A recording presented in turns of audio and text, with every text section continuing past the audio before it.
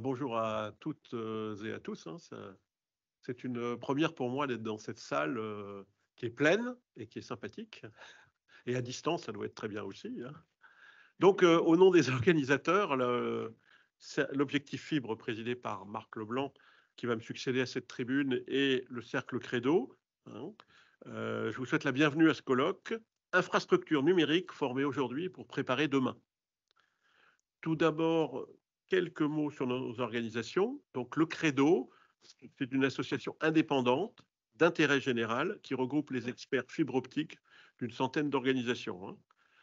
Ces travaux s'articulent autour d'ateliers mensuels, les fameux jeudis, de rendez-vous thématiques et de groupes de travail sur la fibre optique, hein, les sujets câbles, environnement, mesures, cuivre, entreprise, usage, data center.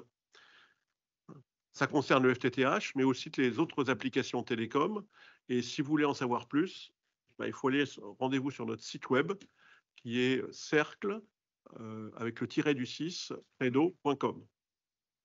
Deux mots pour quand même Objectif Fibre, hein, qui est une plateforme qui rassemble les 5 grandes fédérations industrielles, hein, donc FFIE, FF Télécom, FIEC, Infradum et CERS, hein. Et je remercie à cette occasion donc la FFIE de nous accueillir, hein, dans ses locaux. Cette plateforme a pour but d'assurer un déploiement massif et de qualité pour la fibre en France, hein. Cette plateforme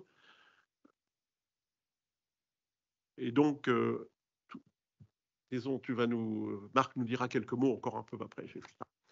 Pourquoi on fait ce colloque? Tout d'abord, notre pays a déployé une infrastructure formidable en 10 ans, hein, en un délai record, hein. Fin 2023, parmi 44 millions de locaux recensés par les opérateurs sur le territoire national, 38 millions sont raccordables à la fibre optique, hein, et donc 6 millions restent à rendre raccordables. Couverture de 86%, hein. Le nombre d'abonnés en fibre optique atteint 21 millions, hein, à la fin de l'année 2023, ce qui correspond à 66% des abonnés Internet à haut et à très haut débit. Donc c'est assez simple, une grande partie du chemin a été effectuée, mais il reste 6 millions de locaux à rendre raccordables avant fin 2025, afin de faire face à la fermeture du cuivre en 2030, qui est l'enjeu qui se précise. Et donc, les réseaux optiques, hein, sont prévus pour vivre plusieurs décennies, hein.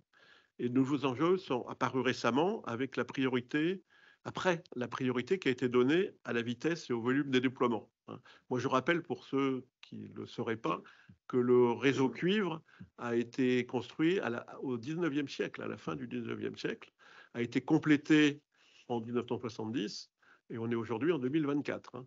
Donc la fibre optique est prévue pour durer théoriquement ce genre de choses. Mais pour ça, il faut qu'il y ait un certain nombre de caractéristiques qui soient bien en place. La première, c'est la qualité. La qualité, c'est-à-dire la satisfaction des clients, hein. Bon, de nombreux efforts sont en cours, hein, je pense qu'on va en parler, pour réparer la production, parce qu'en fait, moi j'appelle ça, c'est la qualité à l'ancienne, hein. On répare la production, ce n'est pas la qualité totale. Et puis pour disposer d'un service de qualité sur tout le territoire, les villes et les zones rurales, hein. Le deuxième point, c'est que le plan France Très Haut Débit a été conçu il y a plus de 10 ans dans une optique de loisirs et de divertissement, hein. Et aujourd'hui, les réseaux FTTH sont devenus un élément essentiel à la vie économique et pour la sécurité de nos concitoyens. Les pouvoirs publics, l'État et les collectivités locales qui sont très motivés pour renforcer la résilience des réseaux optiques et lancent les études préliminaires, hein. Donc, le FTTH, c'est un univers de pionniers, de créateurs, d'innovateurs, hein. Compte tenu, d'ailleurs, c'est un petit club que je retrouve pas mal de têtes connues, hein. Compte tenu du calendrier, beaucoup, hein, de travaux ont été entrepris dans l'urgence, sur le terrain, dans un délai très court, hein. En fait, il s'est agi de faire face à l'urgence du moment, et on y a fait face, hein. Bravo. Maintenant, il est temps de travailler davantage sur la formation des différents acteurs qui ont travaillé, donc c'est plusieurs décennies dans ce domaine. Nous passons de l'ère du déploiement à toute vitesse, du déploiement de masse, à l'époque de l'exploitation maintenance et de la vie des réseaux. Et je voudrais ajouter que ces actions de formation, là, dont on va parler ce matin, je pense, concerneront tous les acteurs de la filière des infrastructures numériques, du compagnon à l'ingénieur, hein. et elles apporteront sur la fibre optique et sur les équipements associés, mais s'intéresseront aussi aux nouveaux services et usages permis par ce support qui est parfaitement adapté au numérique du 21e siècle. Donc aujourd'hui, nous avons fait l'état des lieux des formations aux infrastructures numériques, 10 ans après le lancement du plan France Très Haut Débit. Puis nous parlerons des métiers de demain lors de la table ronde. Et je vais donc laisser notre ami Marc Leblanc vous en dire plus. Merci Richard. Merci et bienvenue à tous pour ce colloque sur la formation. Donc, comme tu l'as rappelé, Richard, les infrastructures numériques dont on parle sont essentielles. Ça, c'est un mot qui est, je pense, est très important. C'est essentiel au bon fonctionnement de notre société. Comme tu l'as dit, on n'est plus uniquement à l'heure du loisir. Et donc, il est indispensable de s'assurer de la qualité et de la résilience de ces infrastructures. C'est des mots qu'on entend de plus en plus, qui ont un sens. Et je pense qu'on sera tous d'accord pour dire qu'il n'est pas question de transiger sur ces deux aspects, qualité et résilience.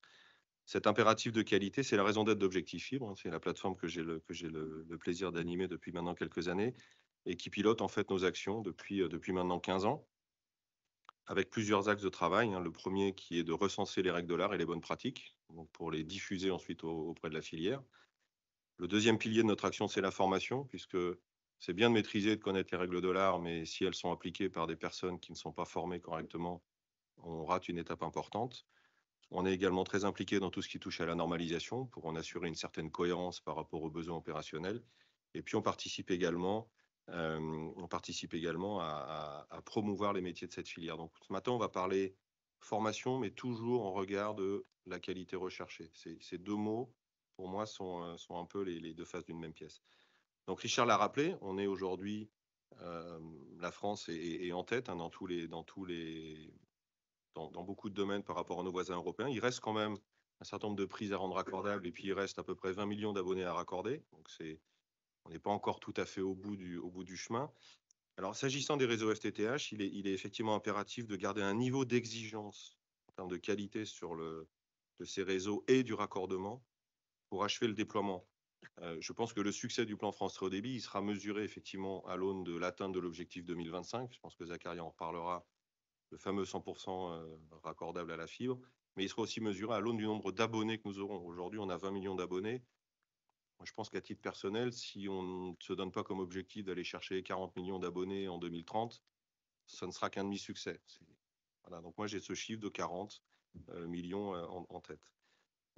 Donc pour garantir la qualité de cette dernière étape qui est absolument cruciale, Richard l'a rappelé, il y a un certain nombre d'actions qui ont été mises en place récemment par les opérateurs notamment, pour faire en sorte que la qualité de ce raccordement ne soit plus mise en question et ne freine pas le raccordement des abonnés. Ça, c'est très important.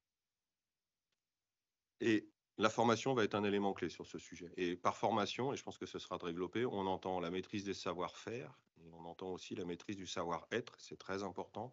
Quand on va chez les abonnés pour raccorder des abonnés, il faut maîtriser la chose technique, mais il faut aussi maîtriser le savoir-être. Et ça, je pense que Didier en reparlera dans sa première table ronde. Après, pour faire écho aussi à ce que dit Richard, au-delà de la complétude des réseaux FTTH, il faut se projeter sur le futur, puisque les réseaux FTTH ne sont qu'une partie des infrastructures numériques dont on est en train de parler.